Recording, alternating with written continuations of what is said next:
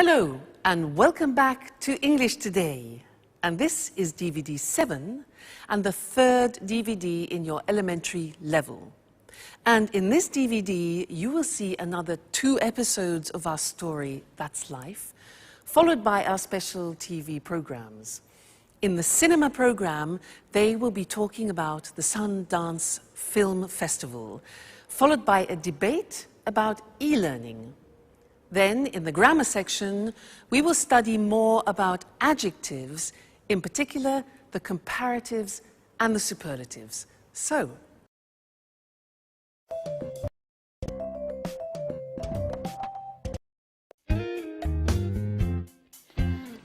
well, guys, why don't we go to the cinema tonight? That's a great idea. What's on? Well, there's the new film with Schwarzenegger. That should be good. You're joking, right? No, I'm not. What would you suggest? How about going to the disco? The disco. Are you crazy, Alice? That's not even music. That's simply noise. Come on, Peter. It's Saturday night. We have to do something special. Something exciting. And going dancing is surely more exciting than going to the cinema. I agree with Alice. Let's go dancing. What about a third choice? I guess Anne is right. Why don't we try to find a good compromise? Come on, guys. How boring and old-fashioned you are. And you are more frivolous than I am, Alice. Come on, guys. Don't argue now, please. Let's vote on it. Well, Alice and I want to go dancing. Peter and Anne don't. How about you, Sharon? I don't know. Well, the disco is probably more entertaining than the cinema. Great. Okay, guys. 3 against 2. Let's go dancing.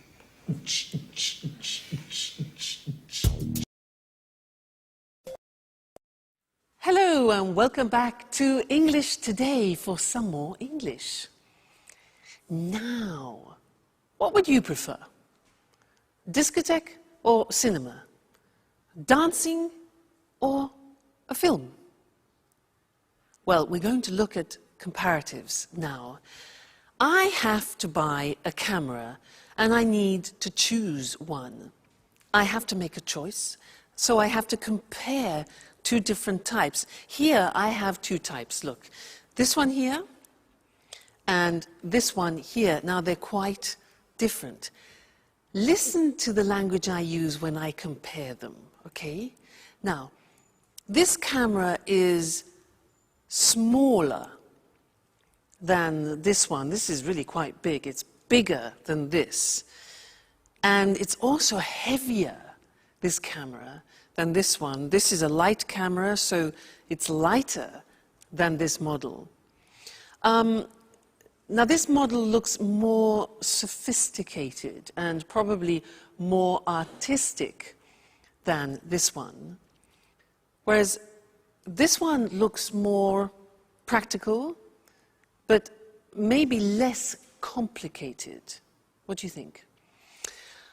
What else? Well, this is definitely more expensive than this one. This is probably cheaper, I think, because this has a big lens as well. So, I'm not sure. What do you think? I like the idea of a more sophisticated camera, but I think it's more expensive, so I think I'll have to go for the cheaper one, which is the digital one. I think I'll choose this. All right? Good. Now, let's go and have a look at the language and see how we formulate comparatives in English. All right? If you have a 1-syllable word, you remember 1-syllable words like cheap, small, hot, high, then to make the comparative, it's easy. We add ER to the adjective. So cheap becomes cheaper. Small becomes smaller. Hot becomes hotter. Notice we double the T. High becomes higher. So some examples are the new model is lighter than the old model, or London is safer than New York. Today is hotter than yesterday. All right, so those are adjectives with one syllable. But what happens if you have adjectives with 3 syllables or more? Look at the examples.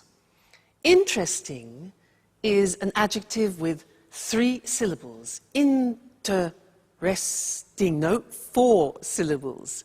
So it becomes more interesting. You see what happens?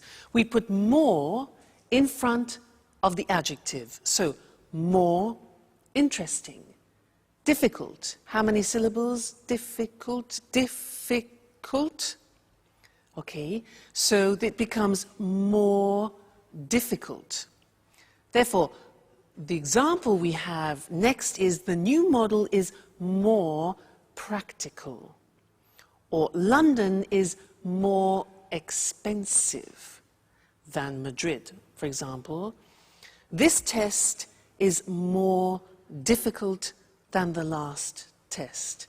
So you see, how we formulate the comparative depends on the adjective that we use. If it's a 1-syllable adjective, we add er, cheap, cheaper. If it's 3 syllables or more, we add more in front of the adjective, like more difficult. Okay? Now, we are going to go back to that life where the girls are getting ready to go dancing. They use a lot of comparatives in the conversation. Listen carefully and try and recognize them. Okay? Great. See you next time.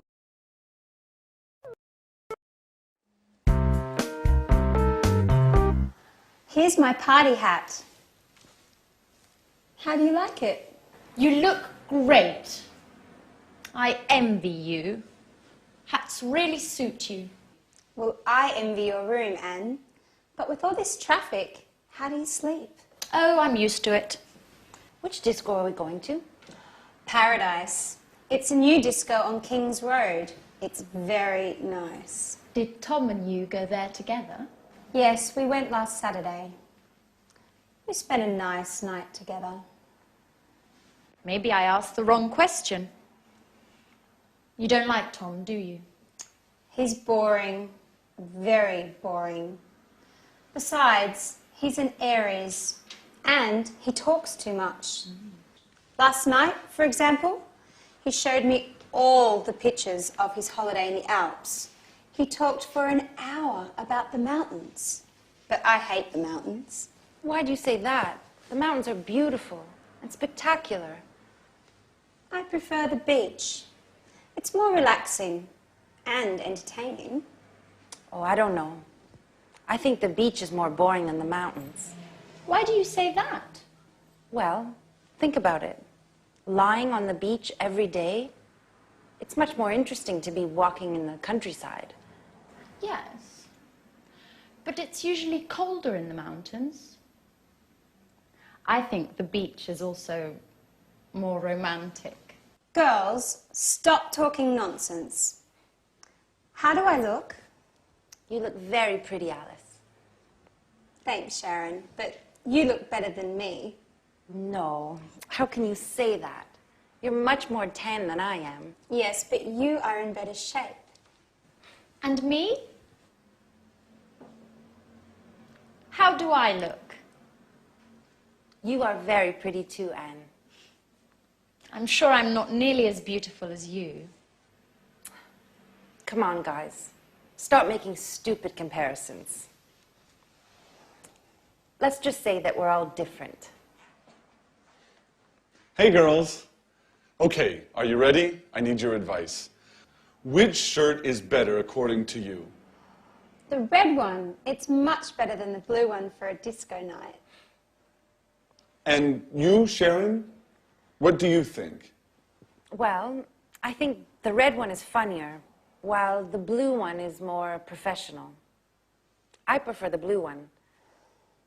So, girls, which shirt should I put on? I told you, the red one. With that one on, you look more macho. Yes, macho. That's the right word. Really? Macho? I like it. Okay, I'll put on the red shirt. Do you agree with Alice, Sharon, about being macho, I mean? Come on, Jack. It's late. The disco's waiting for us.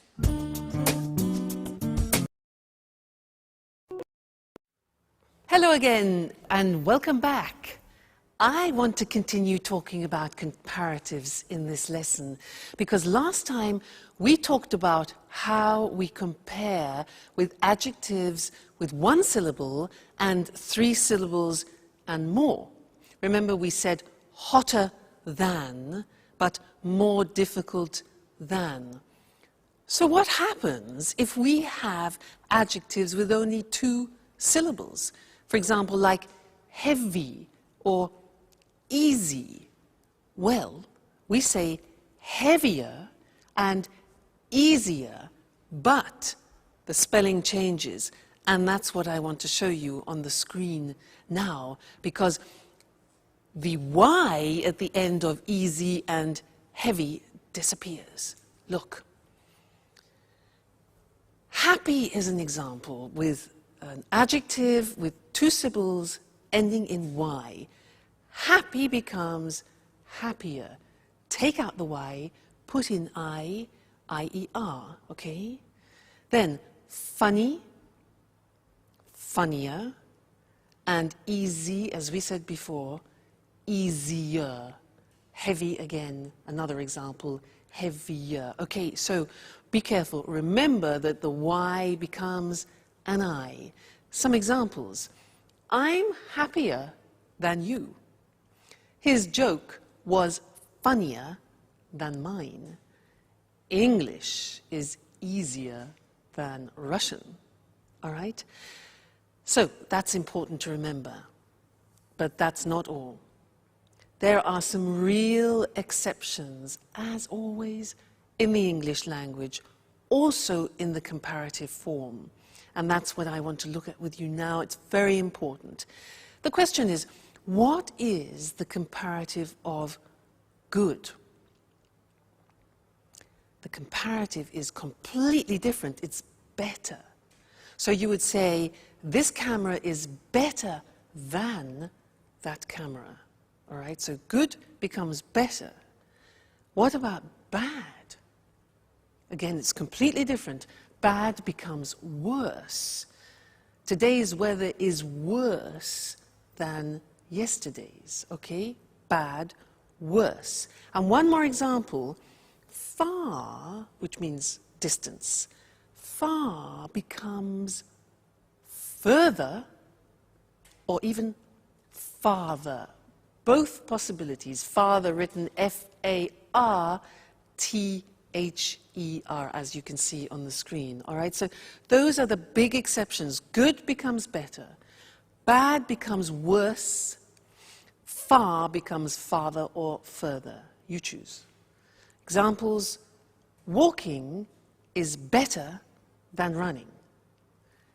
Today, the weather is worse than yesterday, and Southampton is further than Brighton.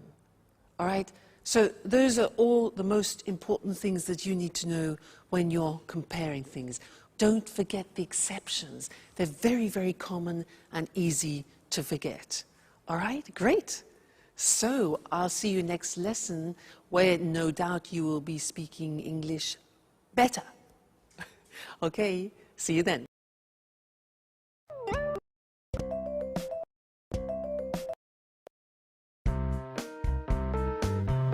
So, Tom, which do you think is the best? I think Prague is the most interesting. Are you sure? I think Vienna is more exciting than Prague. Yes, but it's certainly the most expensive tour. It doesn't matter. My father is going to pay for everything. And what about Madrid? I think it's probably the most exciting. Why do you say that? Well, the nightlife. I'm sure there are a lot of discos. That's true. But it is certainly the hottest city. You're a good friend, Tom, but you are so boring. I don't really care about the weather. I just want to enjoy myself. This trip is my father's birthday present to me. I want to go to Europe's most interesting city, but also the most special and the most entertaining one. I see. Well, I think all three are interesting cities. Hi guys. What are you doing? My father is going to give me a trip for my birthday, so I'm choosing where I would like to go. Oh really? That's great. Are you going alone? No, my father promised to come with me. Oh. Well, do you already have an idea of where you want to go? Not yet. I can't make up my mind between Vienna, Prague and Madrid. Tom was making some precious suggestions. But she isn't taking my advice, as usual. Well, I think Prague is probably the oldest city, but Vienna is the most interesting one. There are a lot of important meetings in Vienna. Oh, and lots of museums too. Well, Madrid also has a lot of museums. Do you agree with that? Yes, that's true. But Madrid is certainly the hottest city. Oh my God, Anne. You are like Tom. You both talk nonsense. I think you two should go out together. I think you would get on well. Alice, what are you talking about? You're joking, right? Well, not really. I think Tom is perfect for you, Anne. Come on, Alice. Stop being foolish. You're embarrassing us. Really?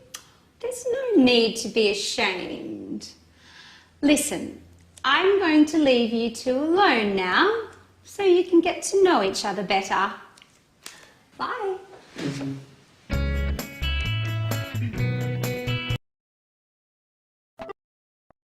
Hello again. Now that's an interesting couple. Tom, who is an obsessive museum goer, Anne, who is an obsessive cleaner. Put them together, and what have you got? The cleanest museum in the world. Now, the cleanest is an example of the grammar form of the superlative, and that's what I want to look at with you now. I want to give you some examples, so listen carefully to what I say, all right? Good. So, good morning, ladies and gentlemen. Are you having problems opening your bottles? Well, I have the solution for you. Here it is.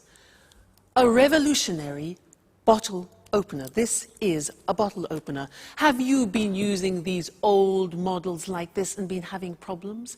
Well, this is the most intelligent and the most revolutionary bottle that you can find. Bottle opener, it's called, okay? So, how does it work? You take your bottle of wine. You open it up like this. You open it here. You put it on the top of the bottle, like that, over the cork. Then, in this position, you see, hold it strong. Take the lever like this, and you pull over like that. Okay? Takes a little bit of effort, but not like that one. Then, you push it back, and what happens? Bingo!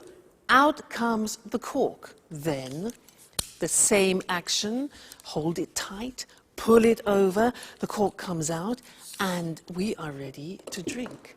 This is, ladies and gentlemen, the most effective, the newest, the quickest, the smartest, and the most revolutionary bottle opener that you will ever find. And it's the most economical.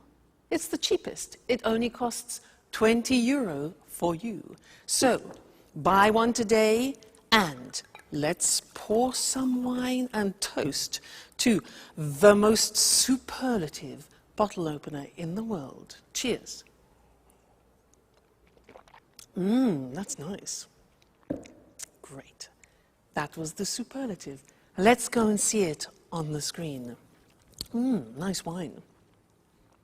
Now, when we have an adjective with one syllable, like cheap, what we do is we add the at the beginning to make it superlative, and then we add est to the adjective. Look at the examples.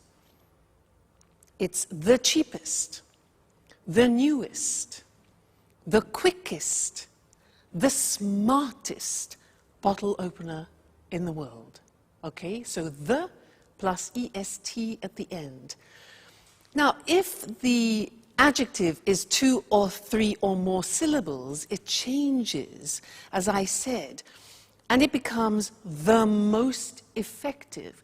Now, the adjective doesn't change, but in front of it we put the most effective. It's the most economical bottle opener. It's the most beautiful, it's the most revolutionary bottle opener. Okay, so again, be careful. Is it a 1-syllable adjective? Is it a 2 or 3 or 4-syllable adjective? Because it changes. Great. Now, let's go back to life. That's life, where Jack and Peter are talking about football. They're talking about the best football team in the world. Okay? And I'll see you later.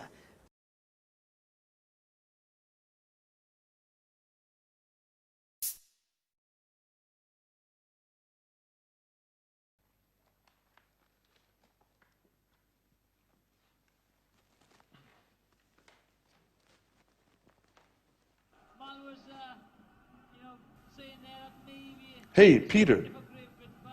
Did you see the match yesterday evening? Which match? Which match? Ajax versus Juventus. Those teams are boring. Excuse me. Excuse me. Ajax is the best football club in the world. I'm afraid I don't have a clue. I know that only music matters. Anyway, in your opinion, which is the best team? I don't know. I heard Arsenal is the best one of all time. They've got the most aggressive players, the most important coach, the toughest goalkeeper. Peter. Peter, you are so mistaken. Okay. What's so great about Ajax? Well, first of all, their defense is superb. It's much more intelligent than Arsenal's. No. Still, No. But you promised me. You're always busy. No, I don't want to go anymore. Anyway, thanks, Daddy. Thanks for your present. You are the worst father in the world. Don't worry, I'm going to have a great birthday all the same. Yes, with my friends. They do love me. Bye.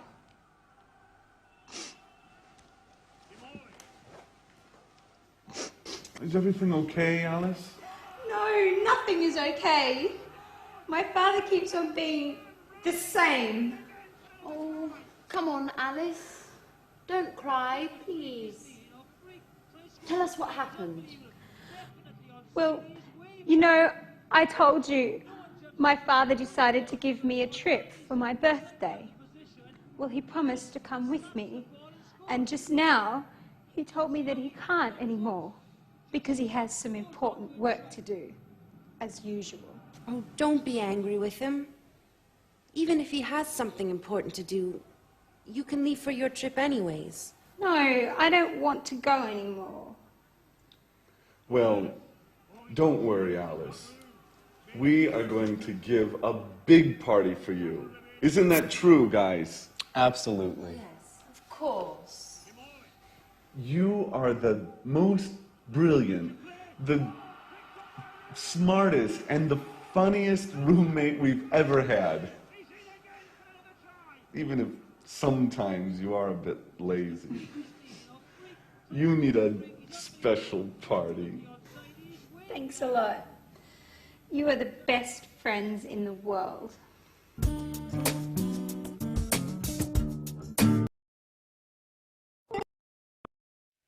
Hello again. Now, you know, Mr. Monkey reminds me of Jack. He's obsessed with football, but he's very sweet. Did you hear what he said to Alice? He said, "You're the most brilliant roommate we've ever had." That's really sweet. And did you hear them talking about football? Well, I don't know what you thought. They said, this was Jack, he said, "Ajax is the best football team in the world." Debatable. Alice said her father was the worst father. And Jack then said, "You are the funniest roommate that I have ever had." And so these are all examples of exceptions in the superlative form. I want to go to the screen now and look at those because they're not that easy. So, look at the first example. With adjectives ending in Y, we remove the Y as we've learnt before, and we add IEST. So, funny becomes the funniest. Easy becomes the easiest. So the examples are, "You're the funniest roommate I have ever had," for example. Or, "Naples is the noisiest city in Italy." Or, "It's the happiest day." All right, so those are two-syllable adjectives ending in Y. Now look at the exceptions. Remember, we have already learned that good, bad, and far are exceptions in the comparative. Well, look at the superlative. Good in the superlative becomes the best. So it's good, better, the best. Bad in the comparative is worse, remember? The superlative is the worst. Notice the T. Bad, worse, the worst. Don't forget to pronounce the T. And then far, the comparative we said was farther or further, and the superlative form is the farthest or the furthest. Okay? So, those are the three most important exceptions. You need to learn those by heart because words like good and bad we use every day. So try and memorize them, all right? And I'll see you in the next lesson. Bye.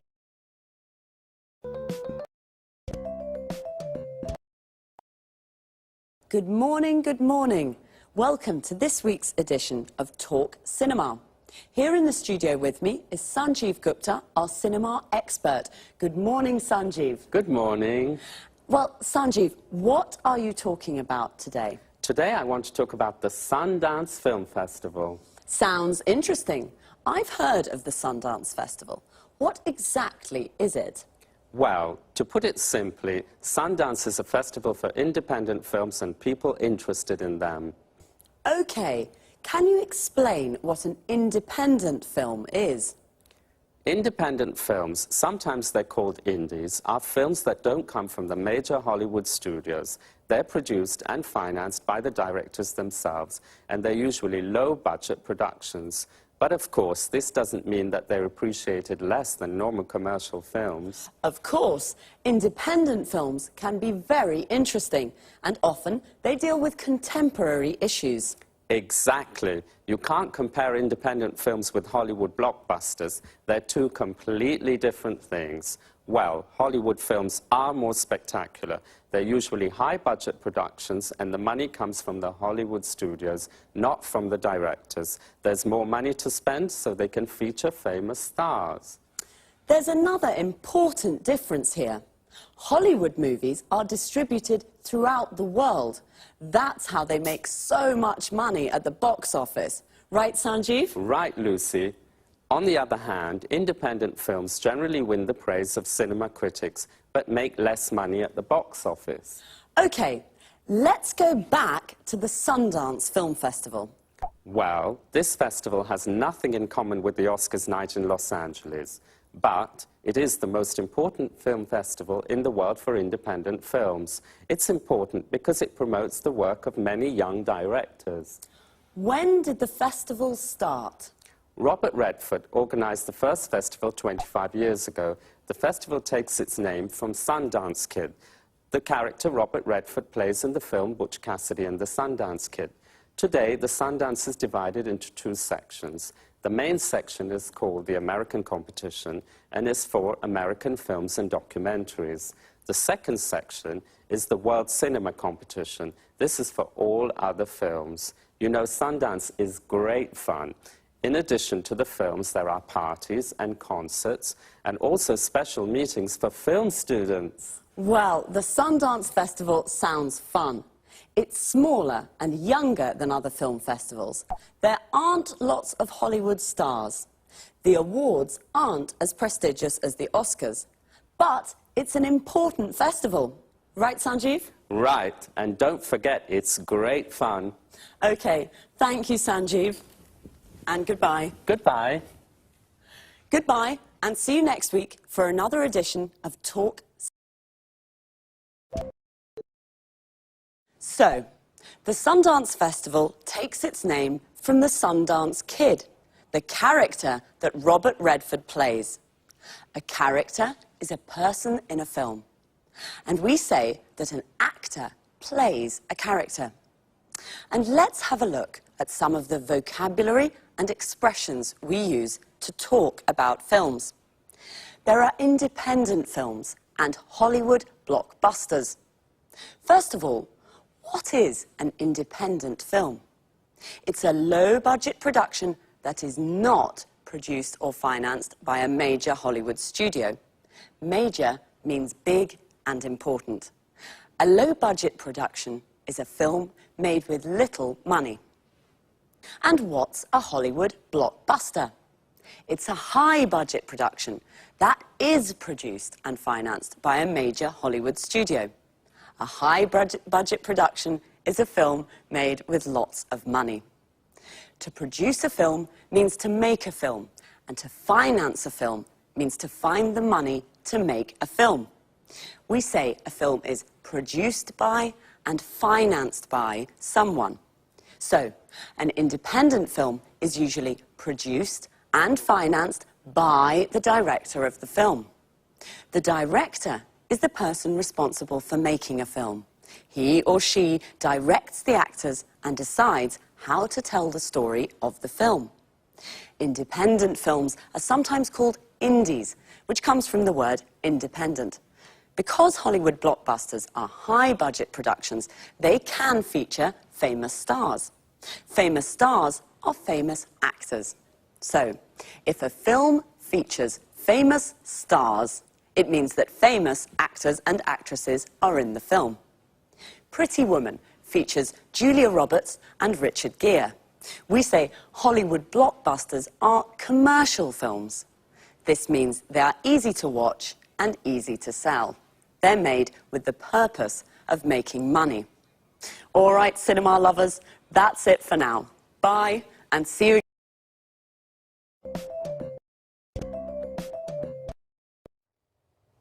Hello. Welcome to this week's edition of Let's Talk, the Saturday evening debate with our commentators Tom and Marie. Good evening. Tonight I'd like to hear your thoughts about e-learning.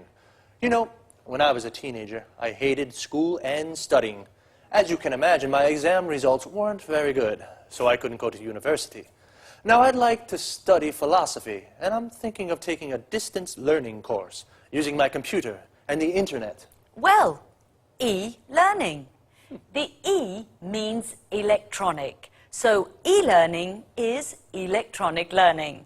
This is a new and convenient way of studying.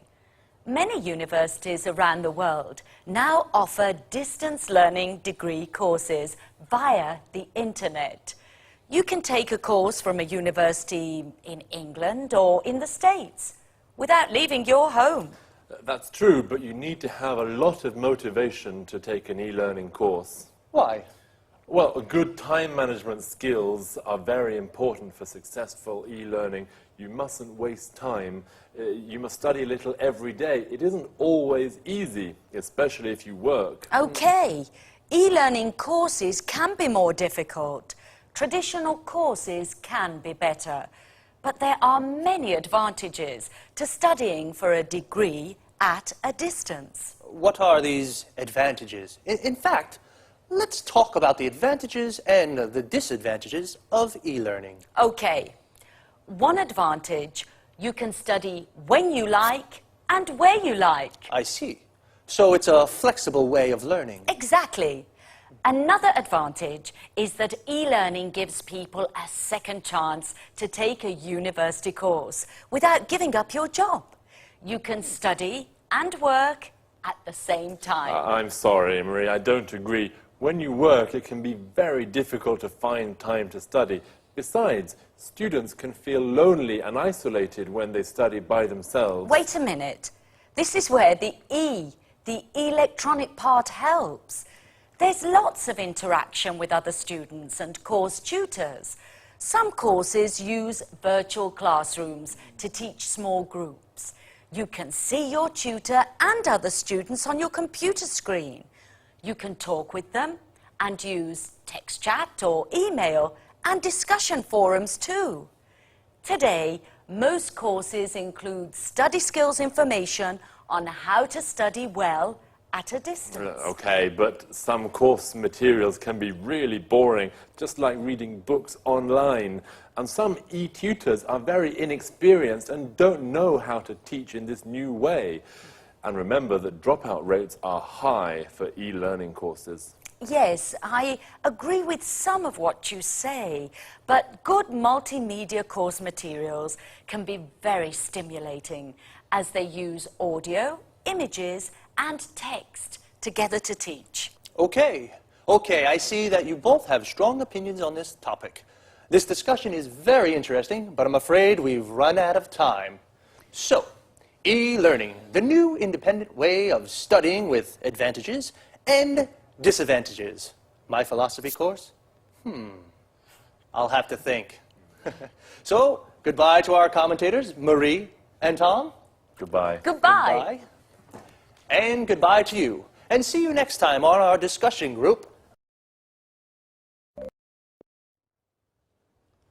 Well, I'd like to take an e-learning course, but I'm not sure that I have the motivation I need. Notice how we say to take a course. For example, to take an English course means to study English. To take a distance learning course means to study from home. If I take an e-learning course, I can study at home and send my work to my course tutor via internet. The course tutor is the teacher for the course. Most people go to university. To go to university means to study full-time at a university. We can also say someone is at university. For example, I'm at university means I'm studying for a degree at a university. A degree is the qualification you get when you complete a university course. A degree course can take from 3 to 5 years, depending on the subject you study. I wanted to study philosophy at university. We say to study a subject at university. For example, my friend Sasha is studying mathematics at university. We can say she goes to university. She's at university. She's studying mathematics at university. She's taking a mathematics degree at university. We can also say she's studying for a degree in mathematics. Notice we can say either a mathematics degree or a degree in mathematics. With e-learning courses, people study for a degree at a distance. This means they study at home. They don't go to the university to study. But Tom said the dropout rates for these courses are high. The dropout rates is the number of people who don't finish the course. The verb to drop out means to not finish a course. We can say to drop out of school or to drop out of university. Okay, well, study hard, and I'll see you on Saturday for another edition of Let's Talk.